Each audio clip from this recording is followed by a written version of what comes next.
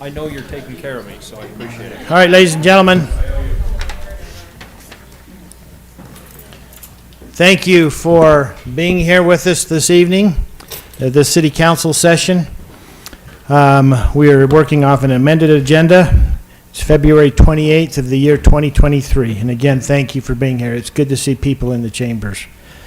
We will follow the agenda as outlined. It has been posted in various places on the state website to meet all requirements of the state of Utah. And we'll follow it again as outlined. We'll start with the Pledge of Allegiance, which I will lead. Then we'll have an invocation by Councilmember Hunter, and then I will conduct the roll call. Please stand.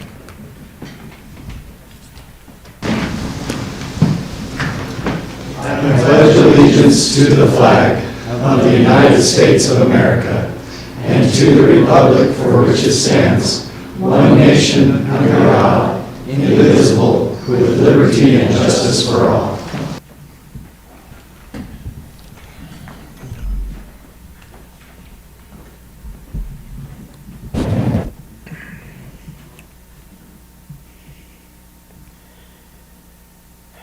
Our kind and gracious Heavenly Father, we come together tonight as a community, first and foremost to recognize Thee and to give Thee thanks for the bounteous blessings that are ours to live in such a wonderful community. We're grateful, Father, for all the time and energy that it takes to be able to put on and host these community meetings, for the time and energy of staff and the council, the mayor, and also the residents who take time out of their day to participate with us. We're so grateful for the freedoms that we enjoy by living in this country, and pray a blessing to be upon those who protect those freedoms across the world. We're mindful of those who are in danger and pray that Thou would watch over and protect them and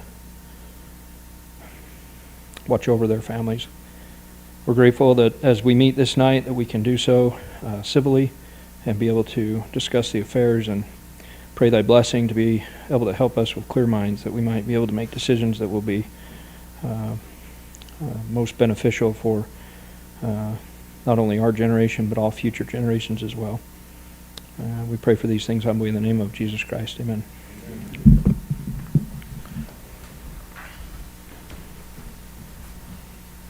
Okay, I'll now conduct the roll call. Councilmember Hunter? Here. Councilmember Shelton, who is participating electronically, I'll just call his name. Councilmember Shelton? Here.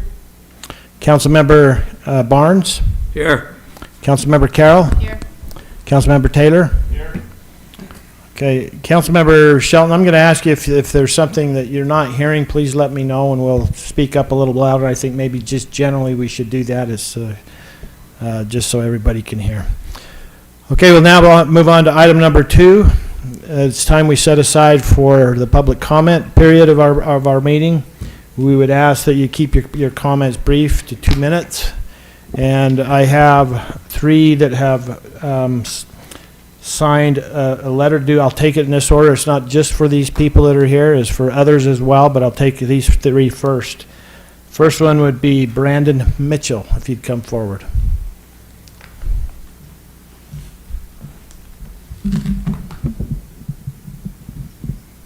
Good evening, Mayor Frost and members of the City Council. I'm Dr. Brandon Mitchell. I'm a medical physician practicing in Orem. I'm before you today to represent my family who lives in the house directly adjacent to the proposed commercial building on the corner of 300 North and North County Boulevard. I'm here to join all of my neighbors to oppose any further action by the City Council to support the development of a multi-story commercial building and parking lot on the aforementioned residential properties. I additionally request the council to reconsider and invalidate their previous zoning vote as it was made under false pretenses. In order for this project to be completed, 2 homes will need to be demolished and several residential properties that previously bordered us rezoned. We purchased our home 1 year ago in a residential area. Approval would cause our property to directly border a commercial property with ingress and/or egress likely right next to my own driveway. I would not have purchased a home next to a commercial property, and that should not change by a vote of this council. It would not be in my backyard. It would be in my next door neighbor. Would any of the members of the council, are there any members of the council who would want to buy and or live in a home in the shadows of a commercial 3-story building? Please identify themselves. No, of course you wouldn't. Neither do we. Your affirming decision would decrease the value of our home and our property. This project would obliterate our privacy, as the building would look directly down into our home and yard. The view from a 3-story building will not be protected by a, quote, expensive privacy wall, close quote, as the developer has suggested.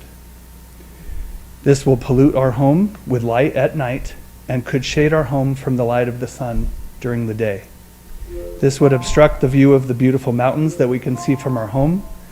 The decision made in January by this council was based on a false narrative. It was said the developer had personally met with all of us, the adjacent property owners. This is false. Any suggestion that we are okay with this project is also false. Please protect us and our neighbors in the same way you would your own homes. I request that you shut down this project and reverse your previous decision. Thank you. Thank you, Brandon.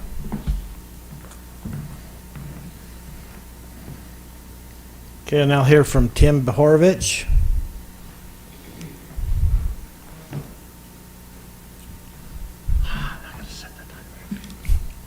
Siri, set a 2-minute timer. Thank you. Same issue, the commercial building.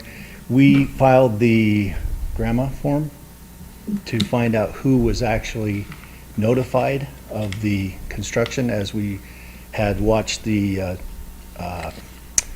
recording of the January 4th meeting, saying that all the residents were contacted. And interestingly enough, and this, I can leave this copy with the city, it's your own form. Neighbors to Brother Mills on both sides, the Wilkinsons and the Tians, were not on this list. We were not on this list, neighbors to Brems. The Fawcett's, who live directly across the street and just south of the present Premier building on the other side of 1100 East, were not invited. And Taylor's, who is kitty corner to the new proposed construction site. And so of the people that were contacted and not contacted, half were not, and that's by your own documentation. Section 17.11.103 says that something to the effect of all affected parties should be mailed to each affected entity. Now, what affected means, I don't know, because obviously being adjacent to the property, we're directly affected. If you talk about property or line of sight, light, traffic flows, people on 300 North would be affected by traffic. Dan Peterson School would be affected by traffic as well. So again, to kind of sing and choir with Brother Mitchell, this has kind of been done rather sloppily, and by your own rules have not been followed as far as even the notification of the citizens involved. Thank you. Thank you, Tim.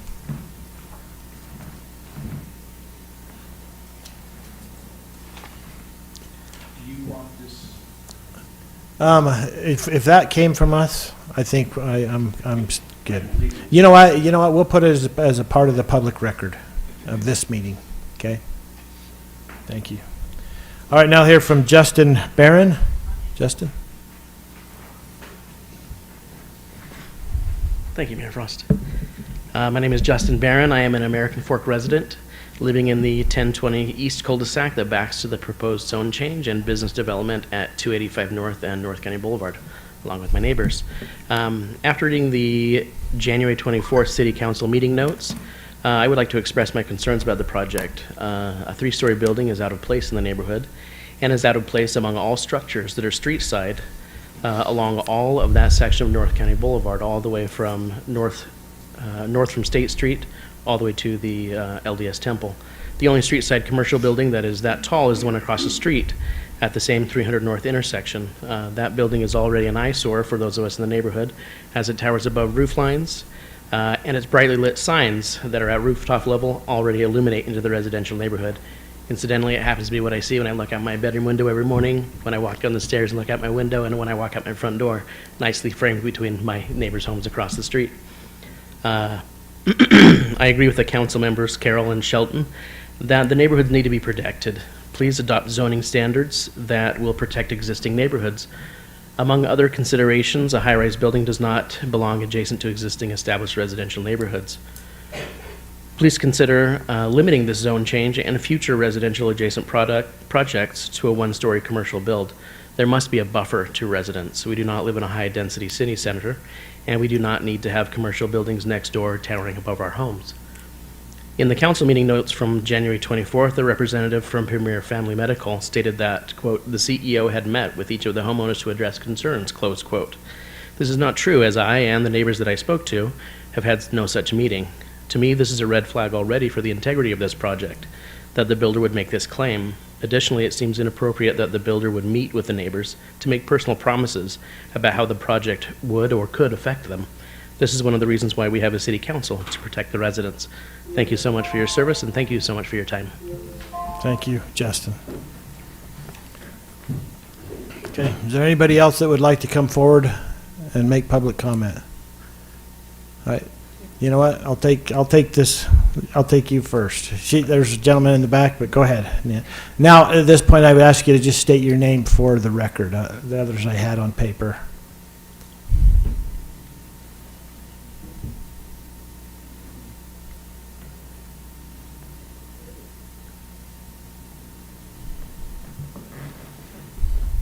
Good evening. My name is Nan Kirkpatrick. We've been a lifelong resident of American Fork. Oh, I better put my glasses on. Don't take time out on that, Kate. We are Bob and Nan Kirkpatrick. We reside at 43 North 300 West in American Fork. Our property extends from 300 West to 350 West. Our property has been in the family for well over 100 years, and we purchased it from them more than 50 years ago.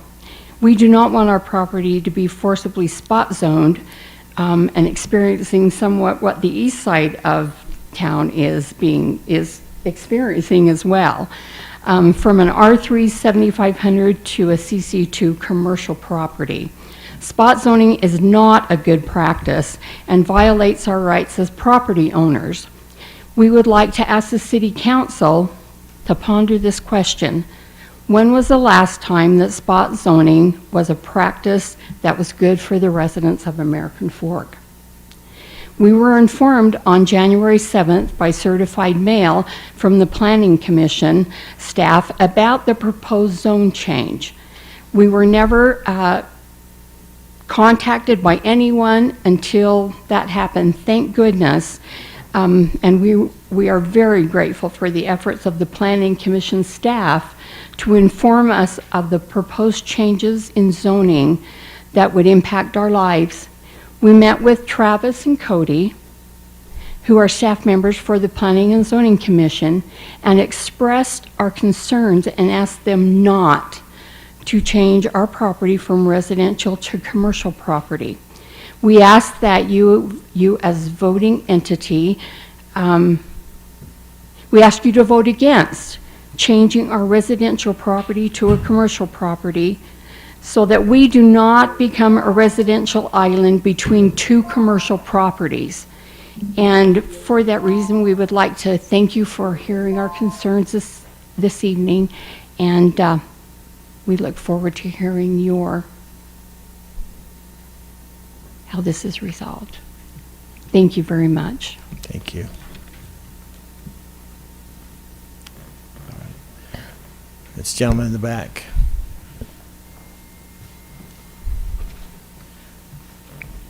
My name is Phil Miller, and I'm here to read a letter from Rosemary Taylor, who is the chairman of the American Fork Beautification Committee.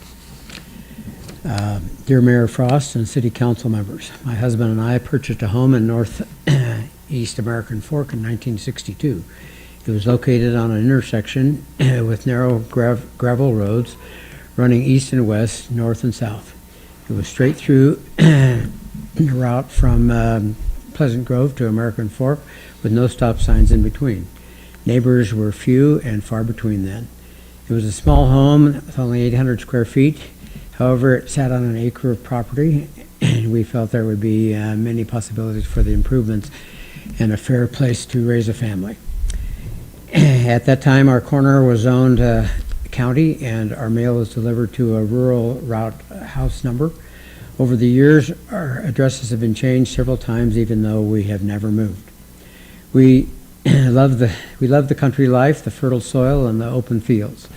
Our sons had paper outs and delivered newspapers from downtown to our area on their bicycles. Our children were bused to and from elementary school and junior high schools, having had the privilege of attending every elementary school in the city, including Harrington. Our sons enjoyed hunting pheasants in the fields and spending long summer days in the frog pond at the top of the hill, where many homes now stand with underground water problems. In time, we added another 800 square feet to our home and 2 more bedrooms for our growing family. And as for the years past, each of our 8 children graduated and were then on their separate ways, and we're glad that they stayed in this little house with a large yard for them to come back with their children and grandchildren, even though the area has changed significantly.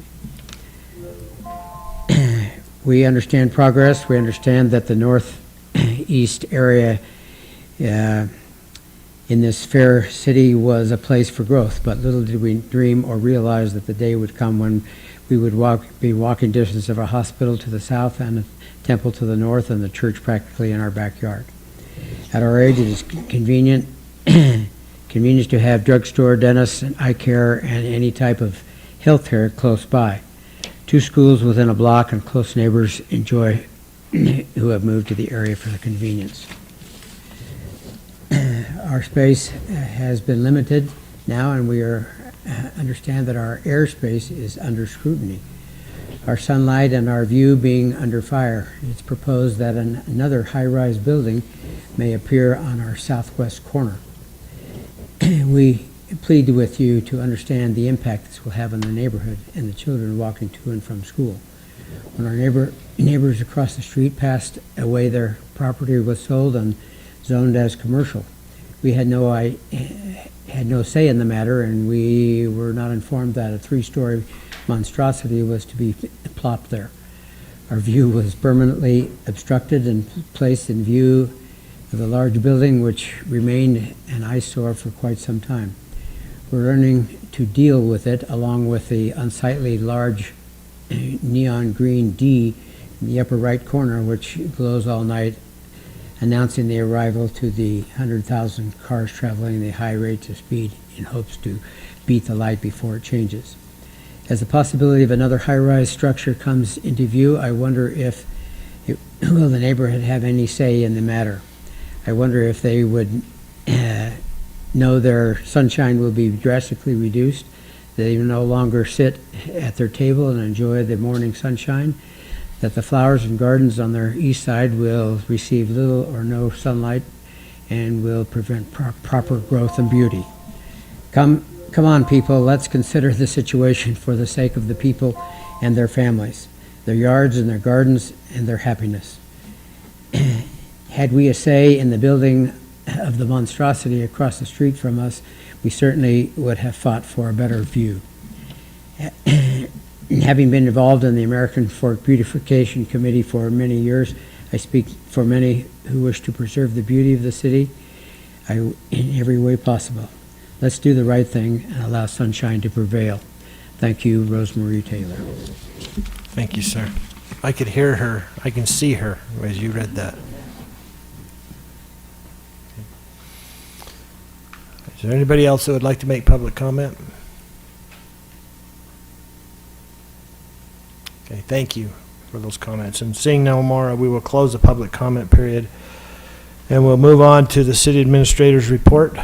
David? Mayor, I have nothing to report tonight. Thank you. Thank you, David. All right, council reports. I'll start with Councilmember Hunter. Mayor, I only have one thing I wanted to just mention. Several weeks ago, we had the opportunity to recognize some of those who passed in our community. And unfortunately, I'm here again with Mel's sweet wife, Mary Franson, passed away I did not know that. this last year, or this last weekend. And, it's kind of a fitting tribute, I guess. 7 weeks was enough of a depart, and it's fun to see those two come back together. But I fear we're losing too many of those great people. I don't know, everybody puts a lot of time and effort that sometimes we forget over the years, and I just want to, I don't know how else to say it other than just recognize those that have put a lot of time and energy and effort and years of devotion into our community, and our condolences go to their family. That's all I have to report. Thank you. Councilmember Barnes. Originally, I was going to pass, but I just feel I need to make a quick comment and thank those of you who have come tonight to express your concerns of 300 North. And to let you know that we are very aware of that, that we are aware of what happened, the conversations, the times you've been here before, and it's not a dead issue, nor is it a done deal. Just realize government moves extremely slow. Is that close? At On times. occasion. Unless you're- And unless- sometimes unless you're it down doesn't move at 911. all. But it is something that we are aware of. I'm speaking simply for myself, saying that we are aware of it, that we've discussed it, and it's not done yet. But along with that, it's this kind of input that makes the city a better input. We don't always have all the answers, and we don't always get fed all the stuff that we should be fed. Sometimes we get fed what other people want us to eat. This is not the first time something like this has happened, and I really doubt it'll be the last. But just thank you for coming. No, it did not fall on deaf ears. And that's it. Thank you. All right. Councilmember Shelton, I passed right by your empty chair because you're not here, but would you like to give a report? Sure, man, I appreciate it. Just a quick report on the beautification committee. Was really impressed with the last meeting. They have a lot of initiatives that they're taking on right now. They have a Facebook page that they have started up that residents can look at and join on different topics of beautification. They've also created a great relationship with the library where they're going to be starting monthly classes on different types of topics like pruning and soil prep, and hoping that they're going to be able to work with the city communications team and the library and publicizing that. But there's a great wealth of knowledge on that committee, and it's great to see them working forward. That's all I have to report, man. All right. Councilman Shelton, out of curiosity, what was the temperature like today where you're at? The high was 61 and currently 55. Okay, we're going to ignore you the rest of the night then, if that's the case. No, just kidding. Travel home safely. Councilmember Carroll? Thank you, Mayor. I think I'll have nothing to report tonight. Okay, thank you. Councilmember Taylor? Yes, Mayor, thank you. I just, I, like Kevin, appreciate you guys showing up. I appreciate the emails and that you got, and I was one who sat here and listened to everything, and it was a bit of a perfect storm, and I'm making no excuse. We didn't have the notes from the Planning Commission for some reason, and it seemed really strange that everyone had been contacted and no one was here, and that's the first thing I said when I talked to Tori when I saw her at the funeral the next day. So I am at fault for not going in deeper on that, and because everything seemed copacetic and ready to go, and so much of that is on me. But we do have methods that we can revisit this and make something work. that won't be 3 stories, and you have my word that we'll push for that. I will push for that, but I can't speak for others, but I have a pretty good idea. I also want to make mention with staff, and just to make a note, and I've mentioned this to David, for the longest time I used to drive up 8th North in Orem, and I would go up past the hospital and up into 8th North, and there would be all those office buildings along there. And being in the line of work that I'm in, I would see all the signs, great big gaudy signs on the sides of those buildings, like Eye Dermatology, and he was my dermatologist, so I don't have anything personally against him, but the signs were so out of place, and for so many years we were really strict with the way things have gone. And now with the attention on the corner, I saw the signs the other day, the new ones that were installed, and they are out of place. They're way too big, they're way too bright. And you know, that's nearly water under the bridge from that standpoint, but I would hope that we can revisit and get some tasteful elements in place that, you know, would restrict the size of signage on the side of the building and make it, you know, I think it can be noticeable, I can think it can be, but it can be tasteful and not so completely out of place. And I have nothing against those businesses in there. I just noticed as I have gone by and we've paid additional attention, we need to do a better job of creating an ordinance or for signing on buildings and putting better things in place that way. So I commit to help do that. And that's all I have, Mayor. Thank you.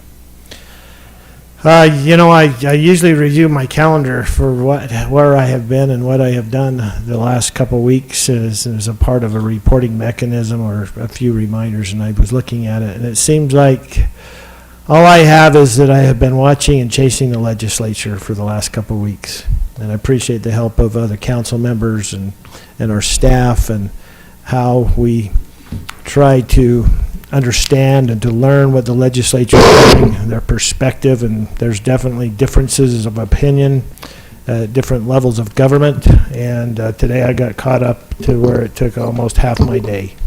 And so I say that so people know that we are engaged at things at a state level, and we're trying to work for the good of our residents when they convene. And I know that they're working for what they believe is good.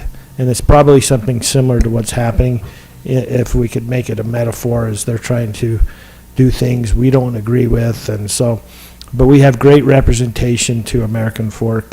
Representative Christopherson, Senator Kennedy, they're so available. Look, they'll answer a call or a text right on the floor. And that's the kind of people that we need in government, that'll be available. And so in that same vein, I would add my voice of concern and the thought that we are hearing everything that you're saying. I think that it stands to speak that we have masses, and then we have the one that has been spoken of tonight that has the similar things. And there's always this conflict point when you're trying to mesh two zones, for sure. And but this council and staff and myself are committed to make sure that we find good resolutions to that. And I'll echo again what these other two council members have said, that we do have mechanisms in place and we intend to use them. And I'll just leave it at that. So that is the mayor's report. And if I could add one more thing, we will keep everybody in the loop as well. Okay? I think the best person to kind of circulate through this is Councilman Taylor. He seems to know you guys pretty well. So anyway, we'll now move on to our common consent agenda. It has 2 sets of meetings and the other 2 items, and one of them being the ratification of city payments. Is there any questions or concerns from the council on the common consent agenda? Mayor, I would move to approve the common consent agenda. Okay, I have a motion by Council Member Carroll. I'll second. Second by Council Member Taylor. Is there any discussion on this motion? Okay. Seeing none, I'll call for a vote. I better grab my sheet. Council Member Carroll. Aye. Councilmember Taylor, Aye. Councilmember Barnes, Aye. Councilmember Hunter, Aye. Councilmember Shelton. Okay, now we'll move on to the action items. The first one is a review and action on an ordinance approving a zone change for property located at approximately 96 North, 350 West, from the R3 7500 residential zone to the CC2 Central Commercial Zone. Patrick, I'm going to pick on you just a little bit. That's good, as long as he's here, I'll typically let them know in advance if I feel like I'm going to bring them up, but I'm just going to ask you maybe just give us a bit of an overview of Yep. this item. So the applicant submitted a zoning change request for a number of parcels in the R3 500 zone. Staff reviewed that, and looking at the application, we had some concerns about what was being proposed because it's completely disconnected from the existing CC2 zone, which is what they were looking to change to. So we brought those issues up with at Planning Commission and with the applicant. We did reach out to the neighbouring property, to Mr. and Mrs. Kirkpatrick, just on the off chance that they might have been interested to participate in that zone change, because that would have helped to overcome and alleviate the issue of what we saw from our perspective as being a spot zoning issue.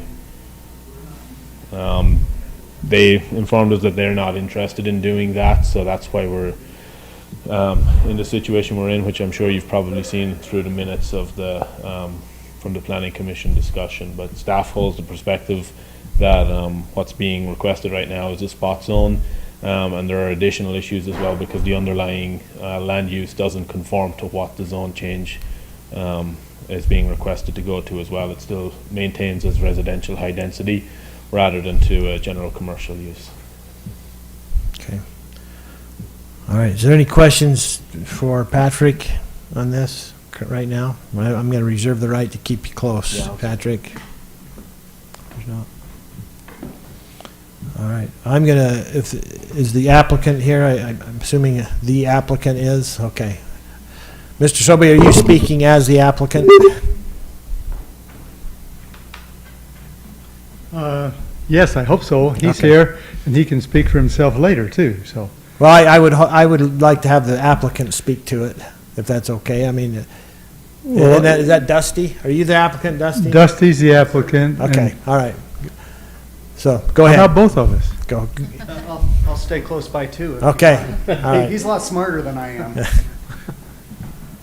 Well, I might not be smarter, but I really appreciated the time that I sat on your side of the table.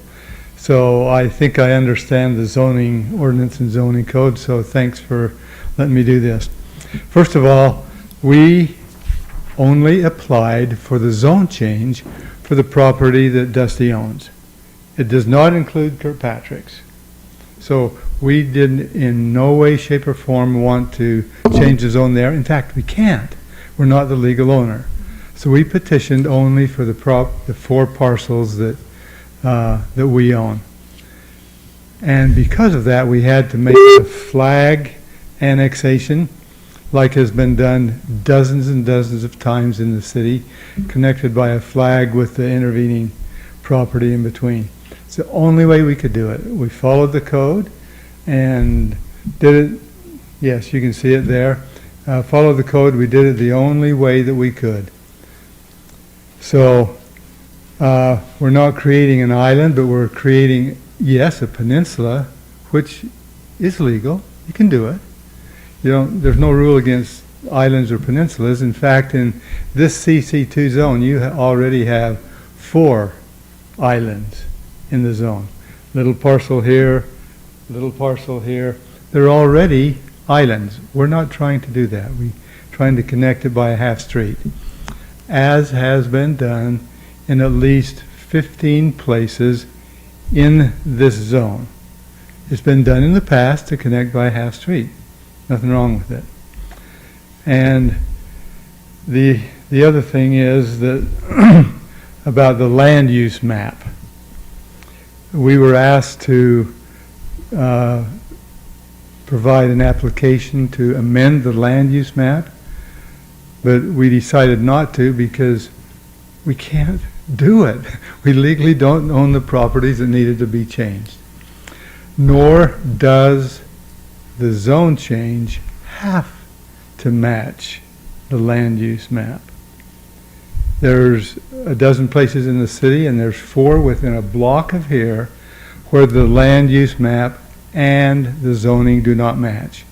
So we're not trying to pull wool over anybody's eyes. We're just trying to go by the code the only way that we could to annex this property so Dusty can build a nice commercial place with some office buildings and continue the use for his special theater company that's on one of the north parcels. He just wants to continue that use, which is allowed in the CC2 zone. So we're doing all we can. We're not trying to annex Kirkpatrick or zone change for them, but so we appreciate your consideration, and I'll stand by for any more clarifications that you might have. Okay. Is there any questions from the council? Comments? This is Kirkpatrick, right here, just south of your. Yeah. Show us where their property there. is. Okay. 'Cause That's what I thought.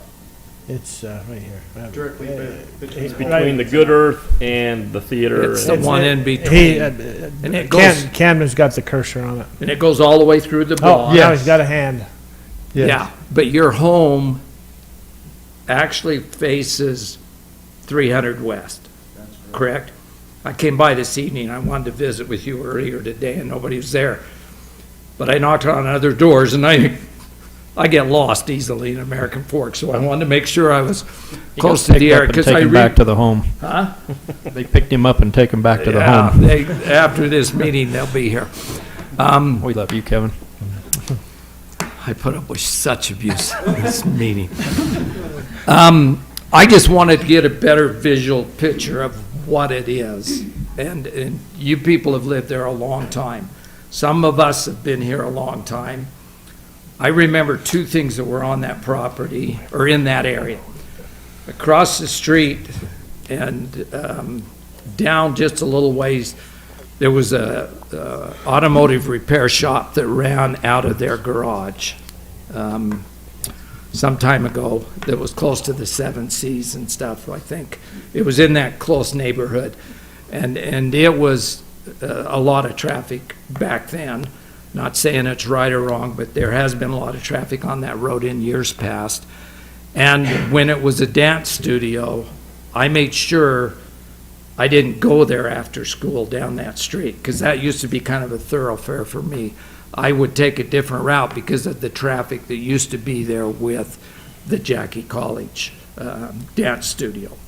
And I understand your concerns. That's the only reason I'm saying that. Just as a quick opinion, at this point, as I understand this business and the business model and what they're going to be doing, it won't generate near the traffic that those other things have in the past. Because it isn't people coming and going all day long. It's more an office environment where they'll come and stay there most of the day, is my guess. Is that correct? Okay, just wanted to. There's different parcels. Right. On the southernmost parcel adjacent to the Kirkpatrick's, that would be the office spaces. There would be minimal tenant people Would going be in and out. limited, yes. Yeah. Okay, thank And you. we will have approximately 25% more parking spaces, or 25 more spaces. That are currently there now. Yes. Okay. So just, I mean, I can speak into the overall project if there's questions on that. So there are 4 total lots that we purchased last summer. Be careful when your wife says she has an idea. I guess you have to listen, right? You're still young. Yeah, 20 years in next week. And so we're excited about that. So where the dance studio currently is, there's that lot directly behind it, only accessible through the dance studio property. We want to just put a garage back there to house, set pieces, just anything that we would be using for the theater company, that I can get it out of my garage at my house. And the lot where the blue arrow is pointing towards, that's primarily just all parking in there, as well as between the dance studio and the garage area. And then on that southern lot, there would be just some, ideally, I would love to have what's office warehouse type space. I'd invite you guys to come visit my current office in Pleasant Grove that I want to move to American Fork here. It's a single office with a garage that you can store stuff as well. So, I mean, I'm wanting to move my Chick-fil-A office closer to my restaurant, but then also have a couple other similar office spaces that we can charge rent for to kind of help offset the cost of buying these properties. All right. Well, we have three people here close. Is there any questions, council? Yeah, I'm curious, and I honestly don't know the answer to this. Is it possible to use public right-of-way as a connection in a CC2 zone? Patrick, where are you, David? Or It's been done at least 30 I'm- times in American Fork. Okay. I can't speak to whether or not it's been done in the past. It's my opinion that if you're using the road, you still have spot zone. Okay. Now, when I look at this, spot zones are tricky. Technically, the statement that spot zones are illegal is not accurate. Spot zones can be done, but if you're going to look at a spot zone, you have to be able to very clearly articulate the basis for it, and it needs to be consistent with your underlying land use. In this case, you're not consistent with your underlying land use. I'll just give kind of there's probably nobody I love more than Burn Pine, and frankly Dusty as well. Your impact on the community is unmatched, and so I hope, regardless of whatever happens today, I hope that stays the same. I consider you a dear friend. My concern with using comments like, well, it's been done 15 other times in the city. I could give you a list of 1,000 things that I think are the stupidest things that somehow flew through this council in prior years, and somehow, so I apologize if I get my the hairs on the back of my neck stand up when I hear that. I cannot stand that. If it's a bad decision, it's a bad decision. I don't care if it's because, well, 15 other people got this snake through. We have to do it. I don't agree with that process. So I don't believe that's your intent, and but I hear that from others, and I don't want to hear that. If this makes sense, let's make it make sense, right? I don't know what's been conveyed to them, to the Kirkpatricks, to the neighbors. I can give you 2 other examples on that street that I think were poor choices. And why don't we have a wider entrance to that road? I mean, right? My point is, just because it was done before doesn't mean it was the right decision then or now.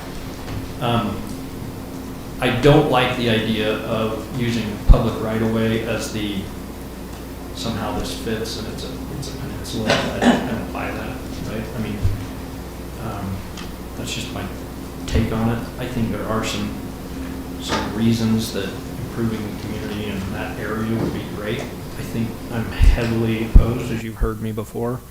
We have pasture ground, and dang it, we need to protect that. To the extent that somebody that owns that ground wants it protected, it needs to be, right? They have the same rights that you do on your parcels, and that's the balance, right? Yeah, and that's, we wanted to be respectful of that and not try to include them with the rezoning for the entire area. That's not our place. Yeah. We're just looking for our particular properties that we own and how we can best develop those and benefit the community as well as Totally. make it the best we can. I don't even question that at all. So. Yeah, I can jump in and I apologize. I didn't know that. Oh, you know what, Councilman Shelton, I'll tell you, Councilman Hunter is just finishing up, and then I kind of felt like that you pulled in there, and then I'll turn it over to you. Yeah. So, and to your point, like, whether we call it a peninsula, a flag, a spaceship, I don't know what to call it. But, you know, just whatever hoops we're trying to jump through to make it happen is where we've been for many months. Yeah. You know, since September was when we first applied, I think. And, you know, we've been pushing it off, wanting to get the Try and do it right. input from the Kirkpatricks as well, and finally the certified mail was able to get to them, and I'm glad it did, because their voice is out. We want to make sure they're heard. Yeah, absolutely. Totally get it. I'll just end on the other comment that I'd written down is that there was a reference to, and I wrote it as he said it, but needed to be changed. And that's, I think, the underlying perspective that I have is there is a sentiment that it needs to be changed, even from your own people that are talking. The suggestion is that in order for this to fly, it needs to be changed. And to me, right, it's how can we, well, they obviously don't want to have it done. We do. How do we get to that point? I'd be hard pressed to go against. I served on the planning commission for about 1.5 years, but I don't remember a split vote like this one, which is kind of significant. It was intense. Yeah. It was kind of fun, I'm not going to lie. Yeah. So, at any rate, those are my thoughts. Sorry, Mayor. You're fine. All right. Councilmember Shelton, go ahead. Just want to make a quick public disclosure. There may be a perception of a possibility of a conflict here. I don't believe that there is one on this specific issue, but I wanted to put it out there, and I don't believe that it inhibits me from being able to participate or vote. I did meet with Patrick on this issue and talked to him a little bit. I requested of him if there was anywhere in city or state code that specifically prohibited spot zoning. And I appreciate him getting back with me on Monday about that and saying that there isn't anything. But he did send me a case law. It was Logan versus Coleman. And in there, the courts defined what spot zoning is. And it gives great insight for me, particularly on this subject. And I just would like to read that. I'd love to share it with you, but don't have that capability technology-wise. But if you bear with me for a minute, it just says, spot zoning occurs when a municipality either grants a special privilege or imposes a restriction on a particular small property that is not otherwise granted or imposed on a surrounding property in the larger area. Spot zoning has not occurred where there is a number of properties in the larger surrounding area holding the same privileges or restrictions as the property subject to the municipality's land use decision.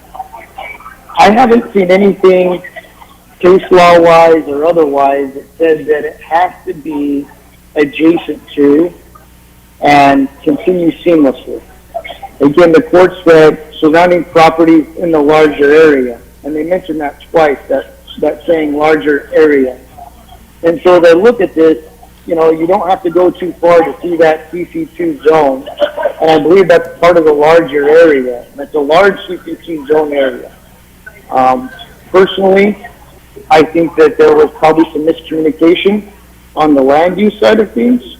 I see that the application that Dusty put in was in the end of September, and in our council report that we got, the staff emailed Mr. Shelby on January 5th, I think it was, about needing to do a land use change. Wish that we would have caught that with the first application that would have been put in. Would hope it would take 3 months for the staff to see that and be able to make that recognition. As far as the land use goes, I would feel like if we felt like this is something that was worth acting on or something that the council wanted to see, is if we couldn't come back and ratify that with a land use amendment for that area.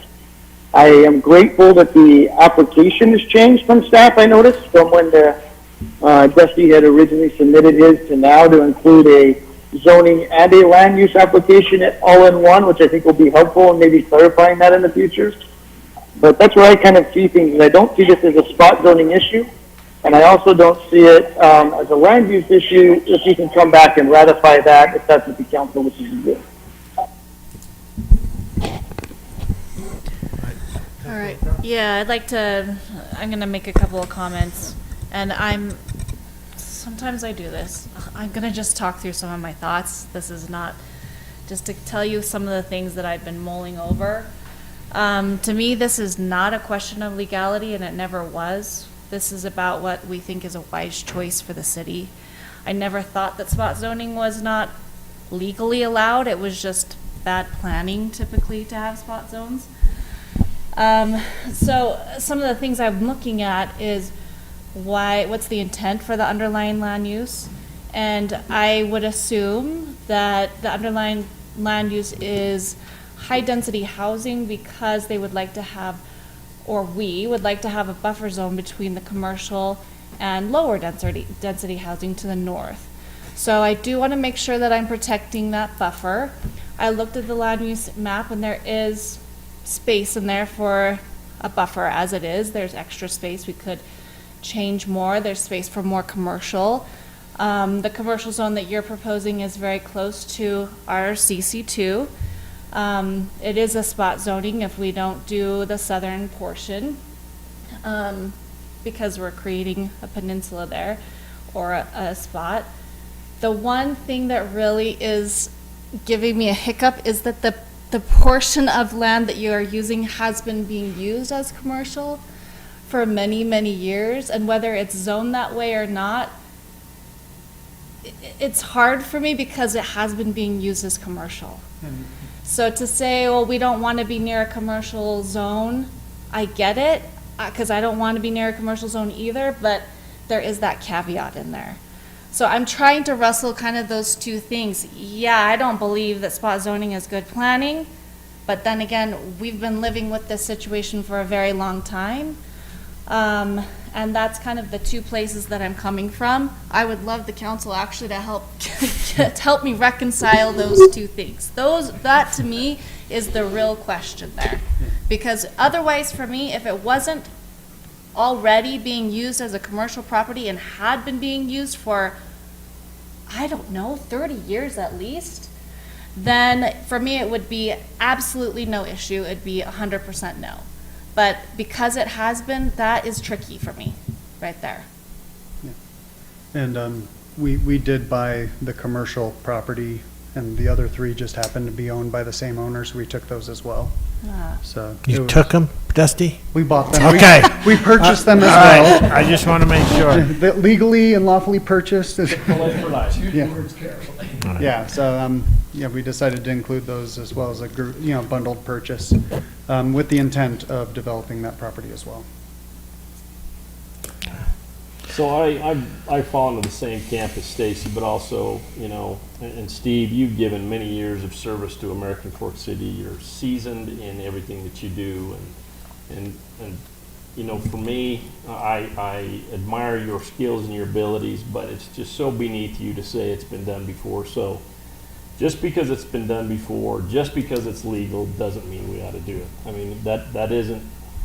And I kind of feel like, you've sat here, you understand how those things go, and I understand you're representing a client, and I wouldn't think that Dusty would go anything but straight up legal the entire way. That's not in question to me. I'm glad we heard from the Kirkpatricks. I think they're in a tough spot there with that block of land anyway. You've got Good Earth and their store right there, and well, all along Main Street, and we're in a really tough spot, because we know what's going to go in there by virtue of the ownership is going to be a quality situation, and we have abided that dance studio / theater / whatever it is for, it's at least 30 years. I think I pulled the record and I thought it said 1980. Yeah. So yeah, landing on this one's going to be difficult, and the street making that contiguous with the other just, I mean, that makes no difference to me whether it hooks up that way or not. It's just whether we're going to be able to proceed with this and make it work. So that little flag that allows us to take up 350 West as a touching point to the other CC2 zone. Makes no difference to me. That's a formality. Having said that, I don't have a solution. A lot of pondering. This is how government works. If you don't notice, we just kind of talk it through. And Kevin warned us in the beginning. He said it's slow. so I guess we're going to keep talking and asking questions until we come to some kind of a motion, and then we'll take a motion and then I'll move it forward. Is there any other sediment questions? Let Rob, then I'll go. Up for discussion, just to kind of see where things land, but I'll move to approve the zone change for 8 properties located in the area 96 North, 350 West, from the R3 7500 residential zone to the central commercial CC2 zone, contingent upon an application approval of a change in the land use map to reflect commercial.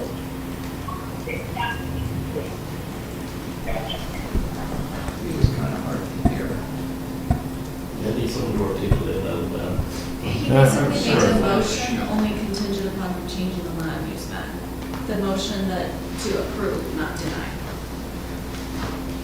I'll second that, just so we can continue on with discussion, if we could. Mayor, if I could make a comment on that motion. Couple pieces. The first is I do have a concern with the way that it's worded in that it was contingent upon an application for a land use change. I know what the likely intent was of that motion, but it can't just be the application of one. It would have to be contingent upon the approval of the land use. The other concern I would have is that the land use, the modification or the change of the land use has to go through planning commission, as we all know. From a legal perspective, if that's the intent of council, my preference would certainly be to table tonight and allow the land use to go through and take action on both at the same time, because otherwise you sort of have council dictating to planning commission what the expectation is. And so if that's the direction that council is going to go, that would be my preferred route, to allow the land use amendment to go through planning commission and then bring both of them before council at the same time. All right, I'm gonna, because I have a motion and a second, I'm not gonna ignore that fact, but we just received a really good, I think, sound advice from our legal counsel. Councilman Shelton, do you want to add to that? Yeah, I'll just amend that. I apologize if I said application, I meant an approval on the land use, so apologize for the word choice there. Little thought that I just wanted to share in general is the reason for the wording isn't to force planning commission into a corner. It seems as if they wanted to move this forward and put it into our hands and make a decision, and that's the reason for the approval that they made. So they already recommended approval. I see it as a formality to go back and be able to approve that land use map amendment. So I don't think it's forcing them in any stretch, but coinciding with what they had in the planning commission. I get where Councilman Shelton is coming from. I do think it is kind of reading the crystal ball of the planning commission. So it's unorthodox that we would get ahead of them like that. So, but I have a motion, an amended motion, I guess, and I had a second on the original motion. Councilman Barnes, would you second this motion? Or defer to maybe what our legal counsel is? I'd like to hear the motion that I could hear it. I have a hard time. I'm gonna put this right up next to you, Councilman Shelton. Okay, right? I'm putting the microphone on you, but I'll have you restate the motion. Motion with the amendment. This would be the amended motion. Yeah. Okay. So I will make a motion to approve the zone change for 8 properties located in the area of 96 North, 350 West from the R3 7500 residential zone to the CC2 zone, contingent upon an approval of a land use map amendment reflecting commercial. I'm just going to, if I could. I'll second that then. Okay. Did you ask? Well, no, I just wanted to just clarify as the mayor, just that motion and what we heard from our legal counsel as far as, is this the cart before the horse? Or is this, so, Mayor, I apologize, I don't mean to interrupt you, I kind of do, but because there's a motion, we need to know if there's a second Okay. and then have that conversation. Thank you. I apologize. I'm getting the cart before the horse. All right, is there a second on that motion? There is a second with the intent that there be more discussion. Okay, go ahead. Why don't you clarify? Is there anything else that you would want to? Okay. All right. So, Is there any, I have a motion and a second, so is there any discussion on this motion? Well, I appreciate there being a motion, Mayor, but I still have other questions. So, when do those come up? I would say right now, Okay. well, it's question on the motion is what we're, what No, we're I have no discussing. question on the motion, but Okay. I'm not going to be voting for that motion until I get the questions, other questions I have answered. are you going to vote against it, or are you going to? He wants to be able to have discussion. I understand. Yeah, I think what he's trying to say, we took a quick jump into a motion. I'm going to ask these are rules that sometimes I don't clearly understand and hard to use. So I'm going to refer to the one that made the motion, and that would be, Councilman Shelton, are you okay if we have some? Go ahead. Yeah, I think it's Councilman Taylor or others have questions that help them decide on the vote, that's the Okay, all right. Okay. So could we bounce to page 24, I believe? Where my, Of our packet? yeah, I could be wrong. Yes, okay, good. So either, Mr. Pine or anyone here, please tell me about the individual in that's right between, sandwiched between your two Tim. areas. Tim is his name. I offered to buy his property as well. He respectfully declined. Really nice guy. We've had some great conversations. I did express my intent for what we wanted to do with the property. He was fine with it. He says, he's like, I don't care what you do, I'll be a good neighbor. It was the way that was settled there. So ideally, I would like to have a first right of refusal on the property should it ever go for sale. Those are conversations between me and Tim and down the future, Right, but he is fine with the spot zone. Well, he's lived with that, That's the his traffic home, and right? everything Yeah. going around his home Just for. want to make sure everybody knows that's his personal Yeah, that's his residence, home. that he lives in that house. It's So- not a field that's part of yours Yeah, is, and I'm yeah. not saying it is. I just want everybody to understand it is his home. And the parking lot as it currently sits, is it just in that small portion? That No, middle, as or it does current- Also that, It's the entire southern Okay. strip there. There's a parking that's rarely used, truthfully. Runs right up next to Yeah, his oh, home. street Yeah. view. There we go. it was used a lot when it was Well, a dance floor. I- Yeah. So- I have no desire to have that many children running around there. Okay, that's good information, because when I look at page, what is that, 28, 27? I was reading that as you were purchasing that, and you were building another building. There's a red dotted line around it. Right. That's future planning. Okay.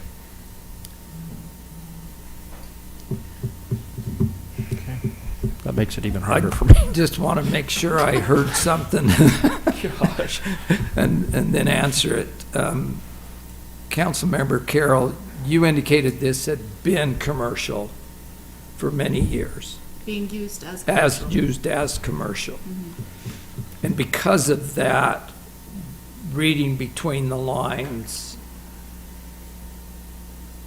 I felt that you were at least somewhat okay with it staying commercial. Is that a correct? I think it's disingenuous to say that that this has never been commercial before. And that it cannot be, okay.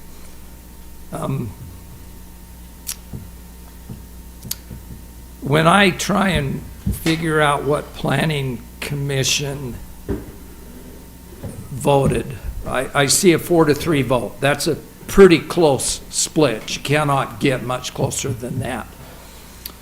as I read some of the comments, and somebody can correct me, I'm totally open to correction if I'm wrong. It appears to me that most of the concern is the fact of the land use designation, not that they're opposed to the project or any of that stuff, but as a planning commission, it was not the proper land use. And if, Patrick, if you'd speak to that.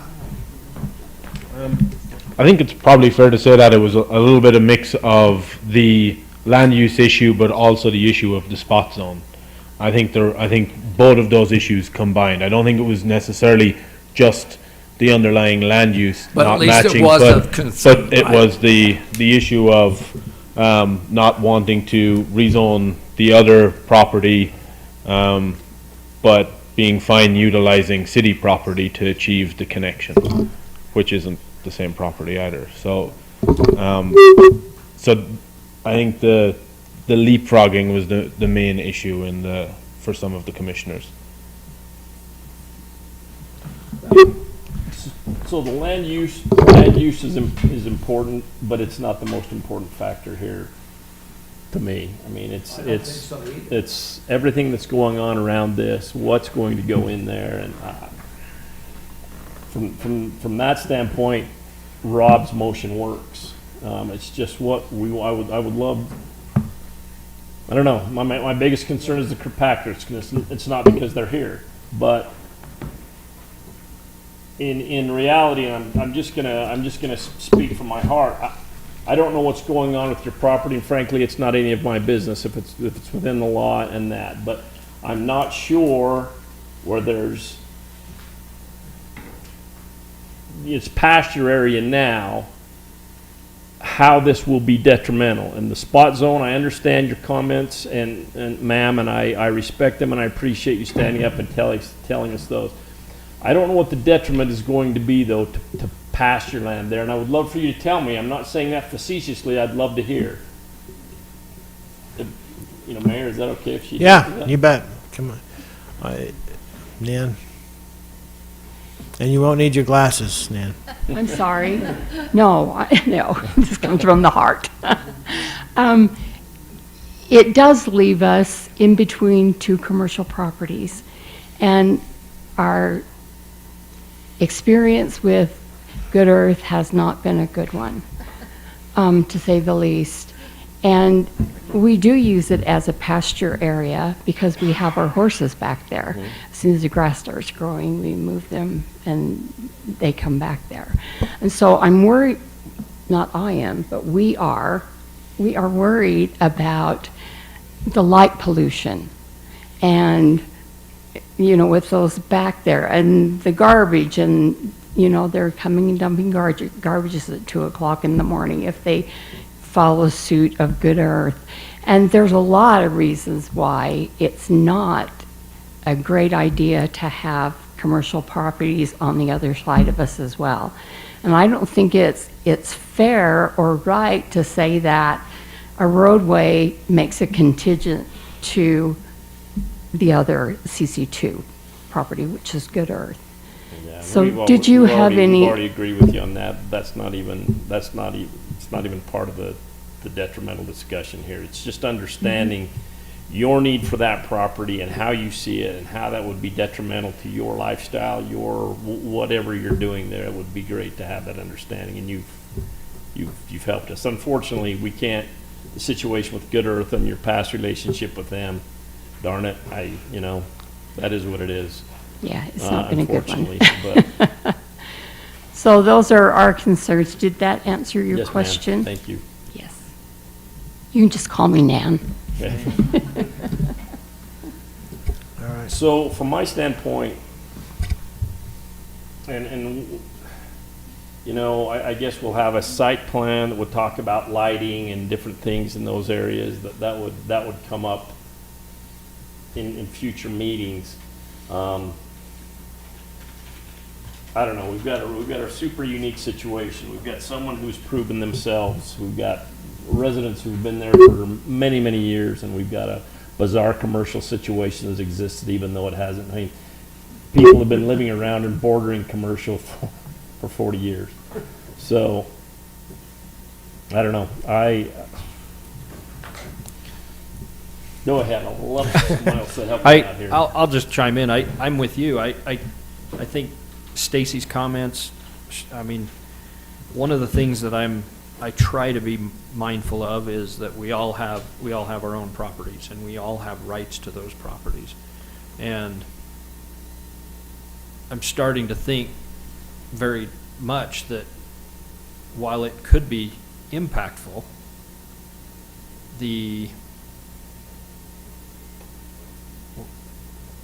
I think Dusty's comment about not intentionally trying to force a zone change on their parcel is he's not asking for them to change their property.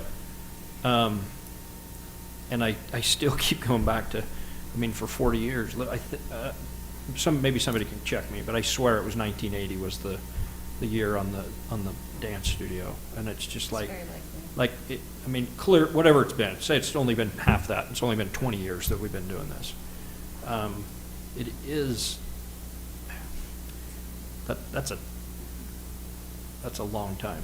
That there's a precedent set there with that particular parcel. Like, it's not, I am concerned about poor Tim, bless his heart. Yeah. The difference is that, yeah, he can have that perspective, but then somebody that takes it or moves in or whatever, and now they're surrounded literally. Well, he literally is. He is right now. He literally is. Well, right. It's different having a parking lot as a neighbor as opposed to an office building, which I will tell you, Nan, I have no question in my mind Dusty will be the best neighbor you've ever had. I don't live next to him. I just know the caliber of person he is, whether a building is built or not. He's your landowner neighbor, and he's a stud. He really is. The things that I have concerns over are starting to be diminished because I think that we're not asking for a zone change on your parcel. Perhaps that island, I'll call it an island, whatever, peninsula, the Dusty's parcels, is probably the best way to phrase it. The property located approximately? Yeah, approximately it, yeah. Man.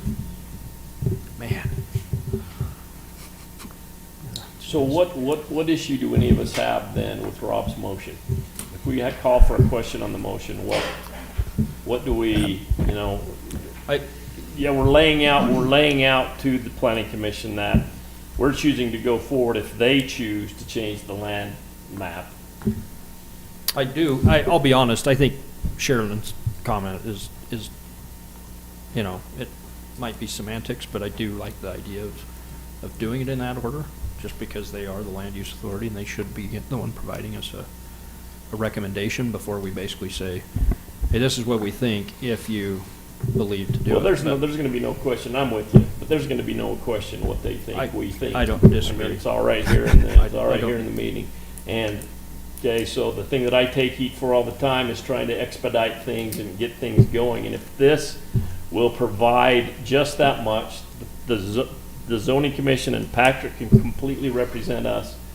The planning commission, excuse me, you can say how the council felt, and I don't know. To me, if we can take a vote, and if everyone, it meets comfort level for everyone and gut level for everyone, I'm not hung up.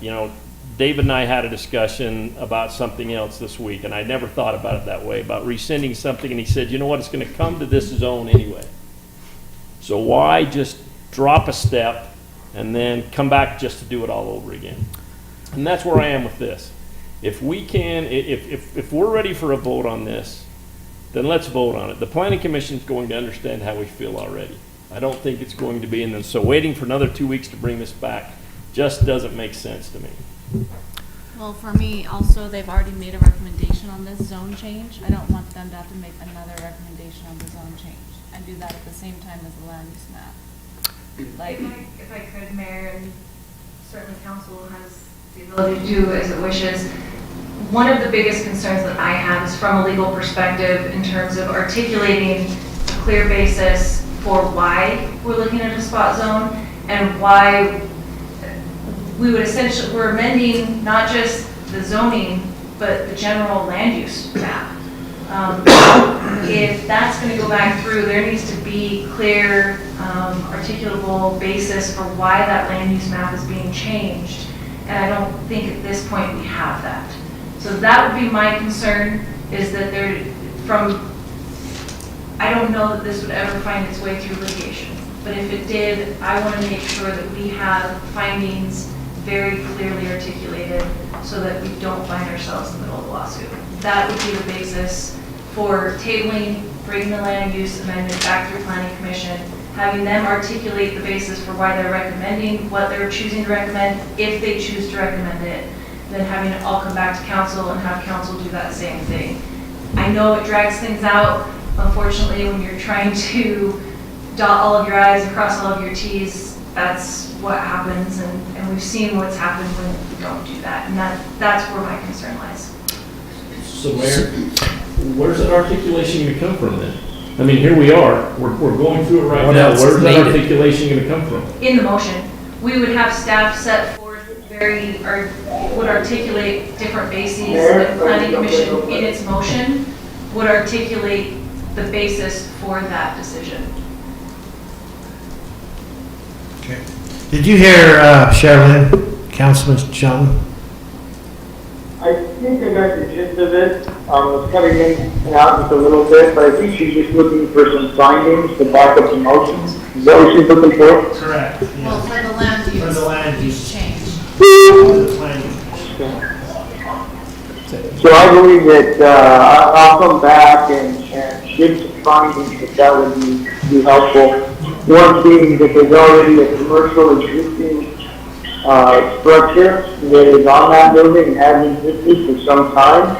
I would also suggest that the TC2 is the most reasonable zone to be able to go in because it talks about facilitating orderly development while minimizing the adverse impact of commercial activity on residents and residential users. It's down in section 17.4.403 under 1 under intent. And also in number 2, 1 of that same section, it talks about residential structures, that the such structures existing as a resident prior to the effective date of this chapter, also customary residential accessory structures, detached garage, etc., when appertainment to and on the same lot as a resident. So I believe that section of code 17.4.403 really gives a lot of the findings as to why this would fit that CC2 zone and the reason for a change in the land use. All right, and you know what, like, could we suggest this, Councilman Shelton, that we could just use that, can you incorporate that into your motion? I mean, yes, we're saying it out loud, but from what I'm hearing from Sherilyn, that we want it in the motion, correct? So could you amend your motion to include those? I would amend the motion to include such findings. All right. Does that need another Yeah, second? we'll need a second. You've got it, Mayor. Okay, all right. For the third time at least. All right. Well, you know, these are This is the way it should be. These are tough decisions, and sometimes there's just gut elements to making a good decision based upon.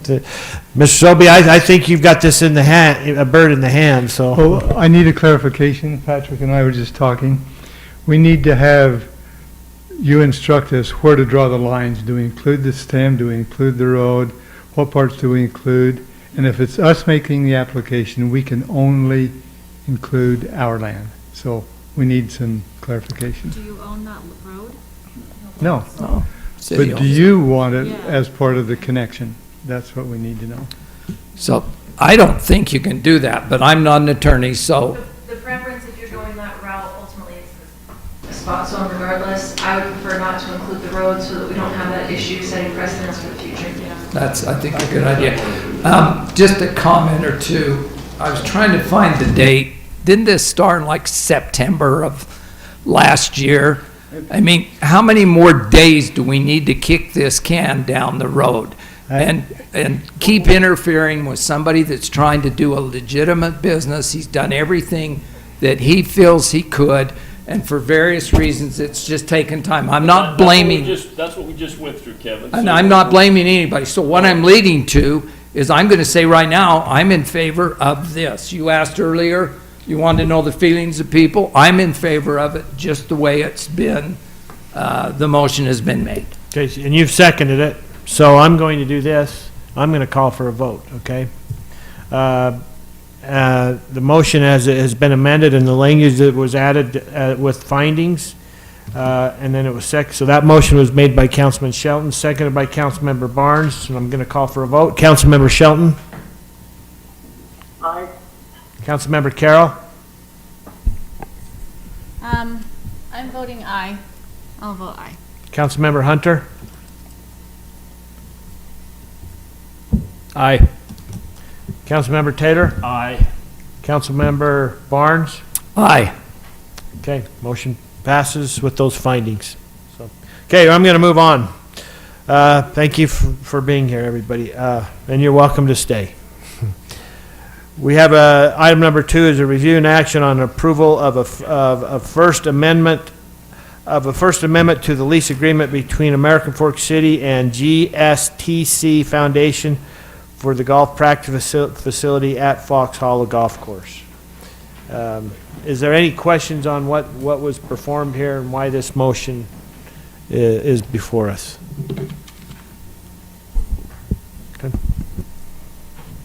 Mayor, I will then move to approve the First Amendment to the lease agreement between American Fork City and GSTC Foundation for the golf practice facility and authorize the city to execute the agreement. Okay, I have a motion by Councilmember Carroll. I'll second. Second by Councilmember Hunter. Any discussion on this motion? Okay, I will call for a vote. Councilmember Barnes? Aye. Councilmember Shelton? Aye. Councilmember Hunter? Aye. Councilmember Taylor? Aye. Councilmember Carroll? Aye. Item number 3 is review and action on a resolution approving adjustments to charges for special events. Dave, why don't you give us a kind of an overview and a basis on this? Sure, thank you, Mayor. The special events permit requires certain aspects of an event to be evaluated for either access to fire and police services or access to parks and personnel. And so as we evaluate special events, we look at the impact that it will be on all of those departments. And as we have evaluated where we are from a cost basis, we know that we are not charging the appropriate amount. We are basically subsidizing every special event that comes through. And so we've had each department go through and evaluate what would be the appropriate charge for their individual department. And they have recommended the fees that you see in your packet. I mean, the fees are still pretty insignificant. And so, Mayor, I would make a motion to move to adopt the resolution approving amendments to update the fees for special events. We have a motion by Councilmember Taylor, I'll second. second by Councilmember Hunter. Any discussion on this motion? I have some general Yeah, questions. I know we had a conversation earlier today and just wanted to echo those comments. Okay. I would just prefer to have some documentation of how we reach these numbers. I did the calculations, they seem to be higher and above an hourly rate of our police and our public works individuals. And so I would appreciate a little more documentation as to how we're justifying this, because when I take in a police officer's salary with a calculation off the auditor's website, I'm looking at $38 an hour, not $85 an hour. And I'm okay being a little bit above our true cost, but I don't see the reason for being, double the price of what our true cost is. So I would like to see the figures and how Steph came up with that. A couple things, and the chief can come on if you'd like as well, but when we require officers to go to these special events, they're doing that outside of their regular shift. So we have to pay overtime. In addition, we have other costs, our vehicles, for the fire, they have apparatus. For the Parks Department, they have vehicles as well that they're responding. So there's a small portion that, it's not just the officer's wage. It's a fully loaded, fully burdened number because we have to pay that officer or that Parks personnel or firefighter those wages. So it was a very meticulous and number and calculation to make sure that it was exactly what it would cost us. So those numbers do include, because we will be having them respond on overtime to those events, it does include an overtime, so it's not a straight time. But that really is $170 an hour minimum, because that 85 is per officer. That's correct. So really, it's $170 an hour. Yep. Are all events required to have all of these things? Not necessarily. It's just like you look at it and you say you're gonna need these things. So when the I'll let Ken speak to this, but when the special event is applied for, it's evaluated from each department what's necessary. So you may not have to have police officers, you may not have to have parks people. It's just evaluated based on the need for that event. Are weddings considered a special event? They can be special events, but typically not police unless we know who's. But I mean, do they getting ready. apply for a special event permit? Yeah. I'll let What Ken kinds- answer I guess that. I'm kind of wondering, what kinds of things are these things? Generally speaking, if they're going to consume a large portion of the park space, then it'll probably be a special event. If it's a significant amount of time, a significant amount of park space, it'll be considered a special event. We do have other just strictly park reservation type things, and so, but in doing that, they're not guaranteed the park space solely. They can have, for like a soccer team or something that's going to practice or something, like club soccer that wants to reserve our portion of our time.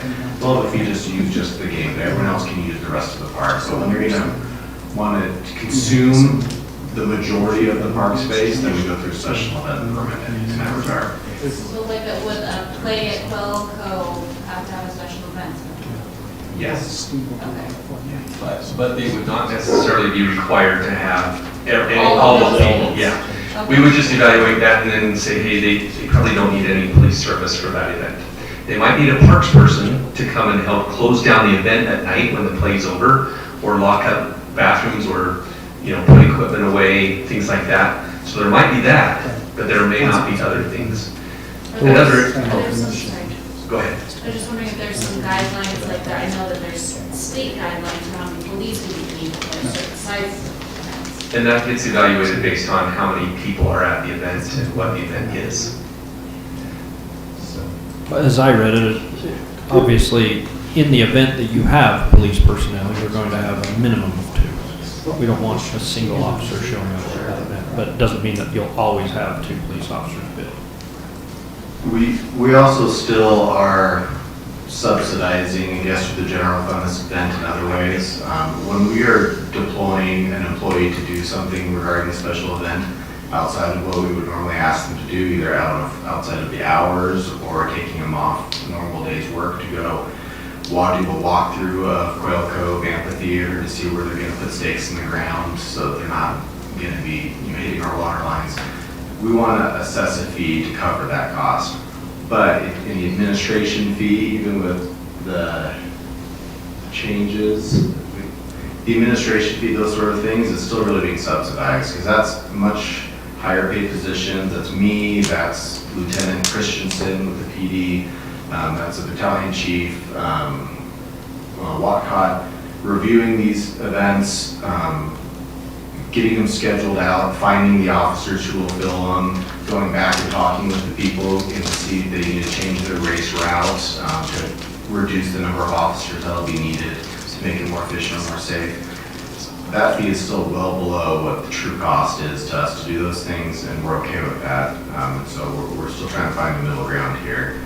So the administration of the stuff through the higher level positions, that's still a low cost. We're just trying to capture the boots on the ground people having to do the work of the day of the event or in preparation for it. And that's what we're trying to change here. I think, is it okay jump in here, Mayor? Sorry. Yeah, go ahead.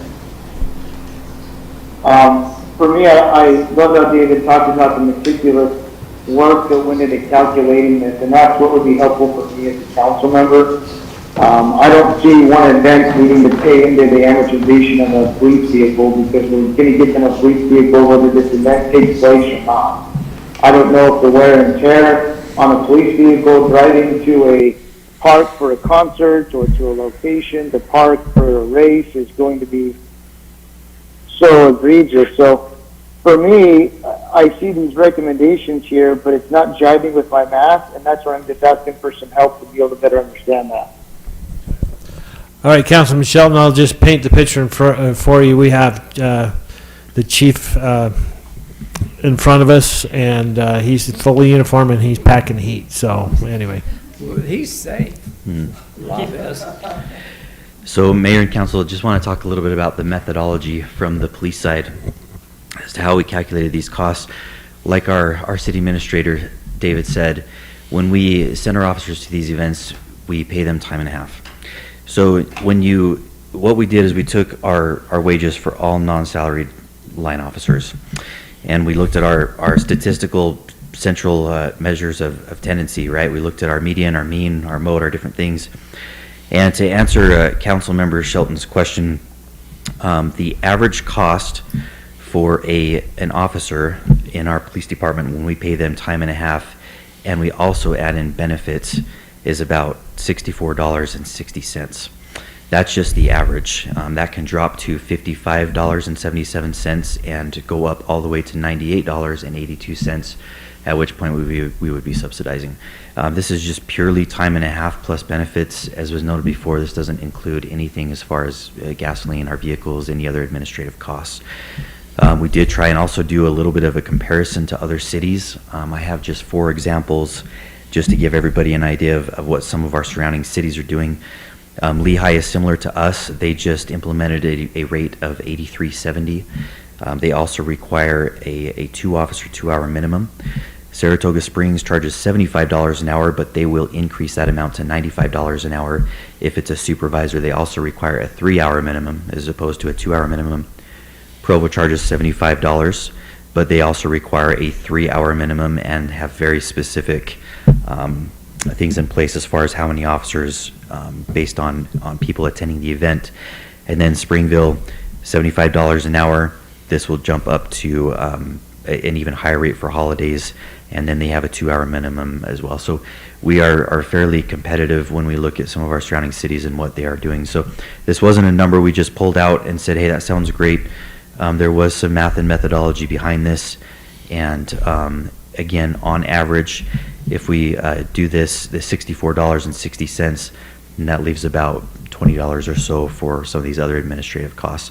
I will also mention that Lieutenant Christensen, who does a lot of our special event permitting, he's a salaried employee, so he does not get paid time and a half, but he is at quite a higher rate. So does that answer your questions, Councilmember Shelton?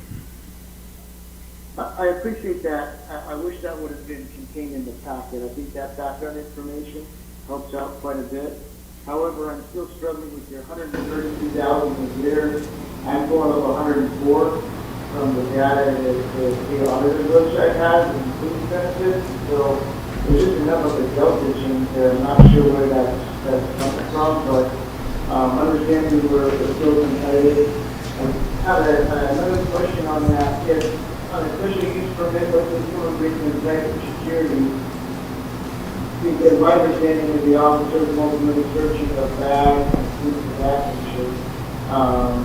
Is that lower the amount of officers in the year, or are we doubling up on security? I'm not sure I fully understand your question. If an event organizer chooses to have its own security on site, then that's up to them. But if they contract our policing services at 2 officers, I guess I don't fully understand your question. Let me take a shot, Rob. I think Chief, he's asking if they bring in security, do we have to be there? I don't know the exact parameters and requirements around when we need to be there and when we don't. That's a permitting question, and I'm sorry, I don't have that information. And that would be probably part of that vetting process of the event. Yes. And as far as your numbers from the auditor's website, Councilmember Shelton, I would hope to say that ours and mine specifically are more accurate. These are based off wages that I pulled from Human Resources and also based off calculations provided by our finance department on how much benefits cost. It's a simple, simple math, so. Yeah, Mayor, I appreciate that. I would just ask that we look at that from the security standpoint, that we're not leveling up, but if we have a reputable security, private security force that's including for some officers, and maybe not necessarily all of them. Mayor, if we could, I don't envision that being a problem. It sounds like there's a vetting process, and it sounds like staff's done a wonderful job. I'd just like to reiterate that I have a second on that motion. Okay. All right, I'm gonna call for a motion, or a call for a vote, because I have a motion and a second. Councilmember Carroll? Aye. Councilmember Barnes? I was hoping you'd leave me till last so my vote would not count. I'm going to vote no for a simple reason. I already marked you, sorry. I'm just kidding. This came to us this afternoon without any background, without any other stuff. Normally, these things are handled in a work session, and I think they should have gone through a work session. This is not against you or anybody else. It's a vote against the procedure that took place. Is that clear? So it's a no vote, but it's based on the procedure, not the... What I just wanna information say are this- you lacking, This Kevin? was there on Monday night when I went to open packet. I looked at it yesterday afternoon, thought I had pretty well done my due diligence, and didn't see it until this afternoon. We literally are coming in line with our neighboring cities. to It's do still this. gonna pass. We I'm are just- splitting hairs over this, and it's ridiculous. I understand your opinion, but I am entitled to Not my it's opinion. reality. Okay, your reality, my reality is different. I'm entitled to my reality, and I'm just explaining why I'm voting no. I'm not opposed to it. It's just the You process. said you got this in the packet yesterday, Kevin, and it was in the packet on Monday. That's not truth. It was in the packet. You said we got this yesterday, or what did you say this afternoon with the opportunity? I said I looked at it. I didn't You said see you this. received this I may have mixed up the times. I did see it this afternoon and look at it in detail. Okay, all right. You know what, and I'm just gonna say, maybe you can call this one on the mayor for not having a work session, but we. I'm not blaming anybody. Well, I'm just but we make decisions all the time based upon information we receive right here at this pulpit. We made a big one tonight, that we came and we just talked it through.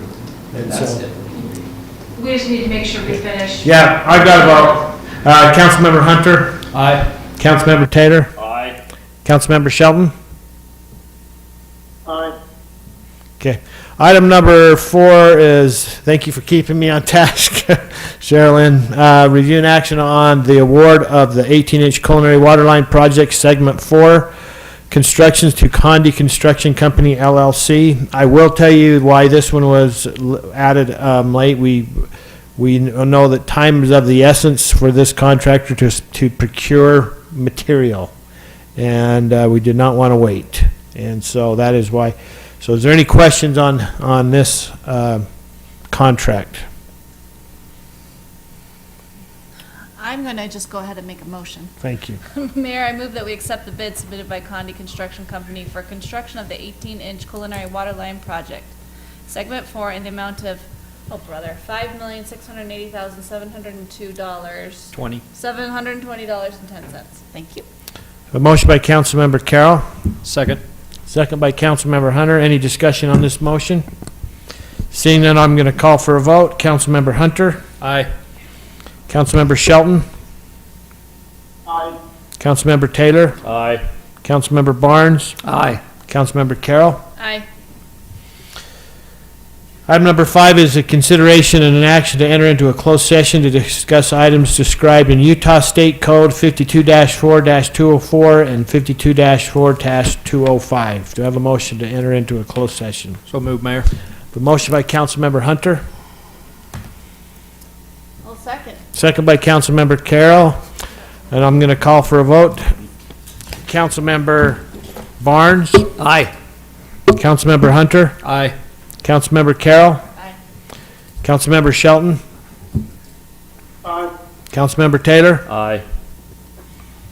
Okay, for the public, we are going to convene downstairs in a closed session, and then we will open up the door downstairs, and then we will close out this regular session from downstairs. And so I'm going to ask everybody here to attend, including David Bunker, Sherilyn Edgar, Tara Lynn will be in, and then Patrick is going to be with us. Patrick, our planner. Will Rob be part of this? Rob will be part of that. Okay. I was just curious. Time is 8:40.